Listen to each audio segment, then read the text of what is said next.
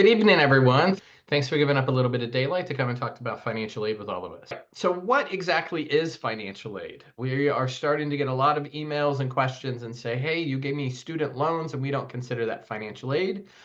We actually do, and for federal aid purposes, let's kind of break this down for you a little bit. Financial aid consists of funds that would be used to cover the cost of your education. We would determine that to be any types of grants, scholarship, loans, or work study.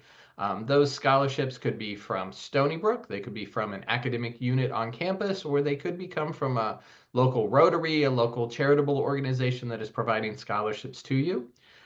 They are provided directly to students or families to help pay for the cost of education. And so that's what our office does. We coordinate and we process those.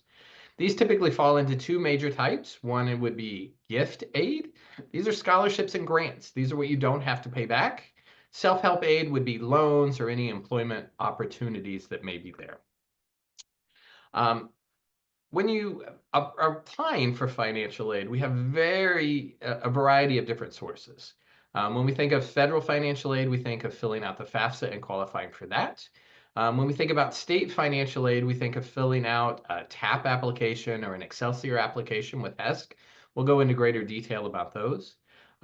Any student who applies to the university, our admissions team takes a look at your academic record, and we make awards. We call those presidential scholarships here at Stony Brook, and I think those are an important part of that.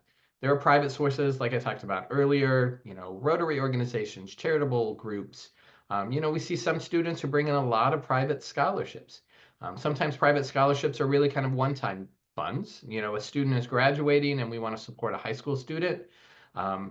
These could also be part of like civic organizations or churches. Lots of people like to give out money to high school students to really help them make it all the way through. The other part is employers. We see a number of employers here on Long Island or in New York State that have some type of employee scholarship program. We would encourage you to sit down with your parents or the parents that are on this video tonight. Take a look and see what types of opportunities your students have or what your employers might be providing for students. Sometimes those are $1,000. Sometimes those are interest-free loans. You would be surprised at how many opportunities there are out there like that.